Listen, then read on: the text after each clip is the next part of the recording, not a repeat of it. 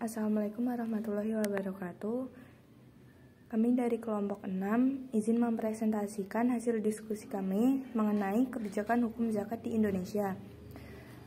Materi yang menjadi pembahasan kali ini yaitu yang pertama, sejarah pengelolaan hukum zakat di Indonesia. Yang kedua, perkembangan kebijakan pengelolaan hukum zakat di Indonesia.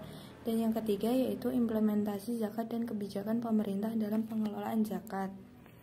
Materi pertama yaitu mengenai sejarah pengelolaan hukum zakat di Indonesia. Yang pertama, pada era kerajaan Islam.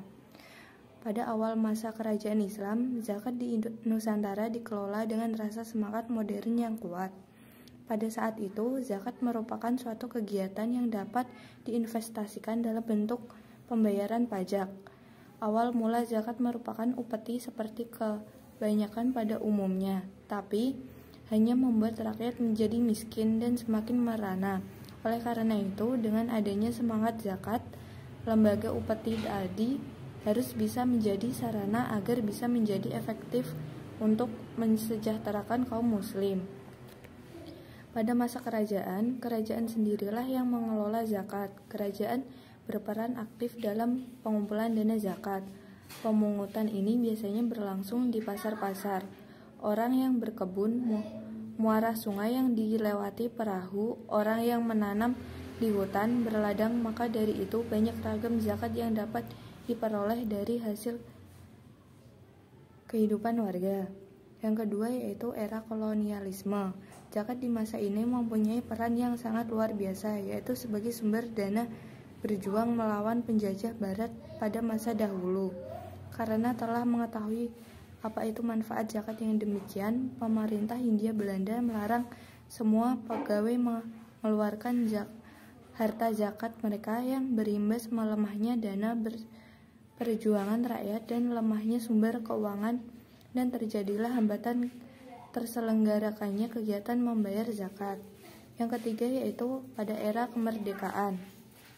Setelah terjadinya kemerdekaan di Indonesia, zakat kembali menjadi pusat perhatian para ekonomi serta ahli fikih dalam rancangan strategi ekonomi di Indonesia.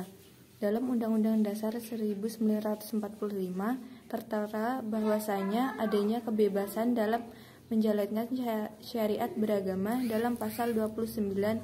Kemudian terdapat dalam pasal lain, yaitu pasal 34 Undang-Undang Dasar 1945.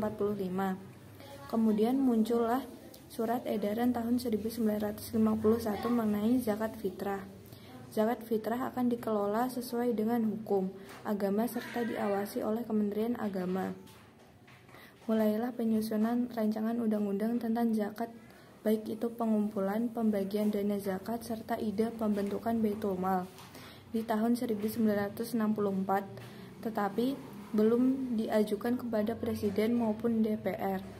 Pada tahun 1968, zakat telah lebih diperhatikan oleh pemerintah dengan adanya peraturan dari Menteri Agama dalam pembentukan Badan Amil Zakat dan Baitul Mal di setiap tingkat, baik itu di Kota Madya maupun kabupaten. Keempat yaitu pada era Orde Baru.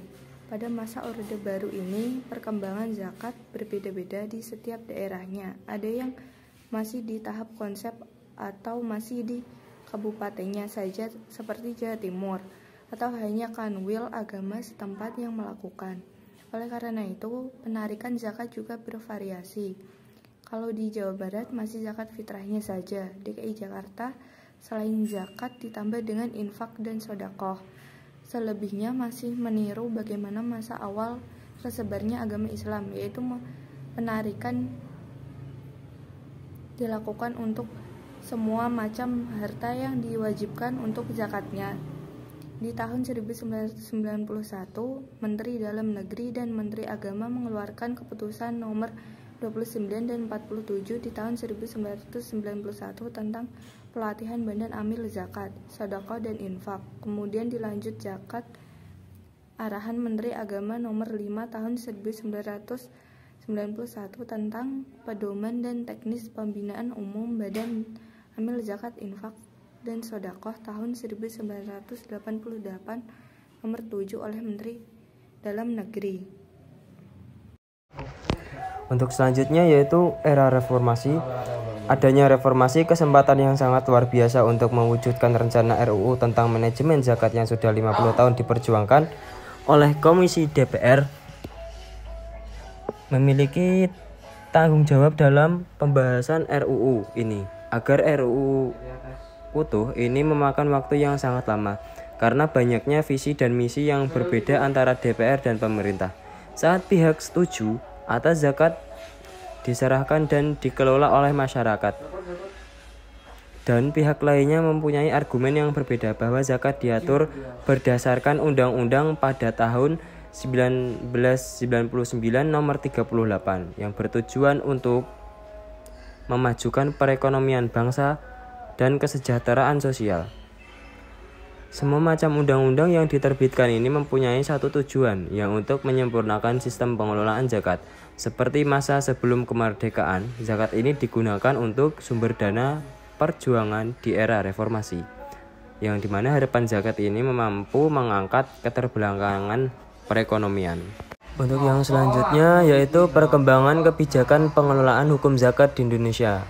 Apakah melihat realitas pengelolaan dan pendayagunaan zakat di Indonesia? Keberadaannya diantara kepastian yang tidak berujung. Meskipun pemerintah memiliki keinginan yang cukup kuat untuk dapat melakukan formalisasi zakat yang ada di Indonesia, akan tetapi formalisasi tersebut terus-menerus berkembang dan mengalami perbaikan dari waktu ke waktu.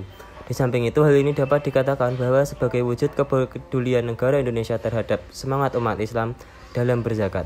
Namun di sisi lain, kepastian yang tidak berujung terhadap regulasi yang telah dikeluarkan oleh pemerintah mengenai zakat berakibat hilangnya rasa kepercayaan masyarakat kepada lembaga-lembaga yang telah dibentuk oleh pemerintah. Ketidakadanya building trust atau membangun kepercayaan ini yang menjadi kendala image pengelolaan zakat di Indonesia. Untuk selanjutnya, implementasi zakat di Indonesia. Di negara ini, zakat dimaksudkan ke dalam sistem keuangan negara, bahkan bisa dikatakan sebagai pajak wajib umat Islam, karena negara tersebut tidak membebankan pajak kepada pemeluk Islam, kecuali zakat. Walaupun pembayaran zakat dilakukan secara sukarela oleh masyarakat muslim di Indonesia, tidak ada satupun paksaan dari negara atau pemerintah kepada warga negara muslim di Indonesia. Akan tetapi, dalam aspek pengelolaan zakat di Indonesia tetap harus diawasi oleh pemerintah, karena hal tersebut masih dalam ketertiban umum, di mana dana warga yang menganut agama Islam yang berasal dari zakat dikumpulkan untuk dikelola. Maka pemerintah berhak melakukan pengaturan dan pengawasan agar tujuan dari pengelolaan zakat dapat tercapai dan tidak ada hak umat Islam yang dilarang atau dilanggar. Untuk yang selanjutnya yaitu kebijakan pemerintah dalam pengelolaan zakat di Indonesia. Negara melalui pemerintah mengeluarkan peraturan pemerintahan nomor 14 tahun 2014 tentang pelaksanaan Undang-Undang nomor 23 tahun 2011 tentang pengelolaan zakat. Ini merupakan salah satu bentuk bantuan dan pelayanan dari pemerintah negara terhadap umat Islam yang membentuk peraturan pelaksanaan ajaran agamanya. Nah, dimanapun dan adapun organ pemerintah yang berwenang melaksanakan audit syariat adalah kementerian yang menyelenggarakan urusan pemerintahan di bidang keagamaan, yaitu Kementerian Agama. Selain Kementerian Agama, Presiden dan DPR dan pemerintah daerah juga mempunyai kewenangan dalam pengawasan pengelolaan zakat, yang dimana dalam pengawasan pengelolaan zakat, Menteri Agama menerima laporan zakat, infak, sedekah, dan dana sosial keagamaan lainnya. Demikian untuk memenuhi tugas review video kami dari kelompok 6. Kurang lebihnya mohon maaf. Sekian dan terima kasih. Wassalamualaikum warahmatullahi wabarakatuh.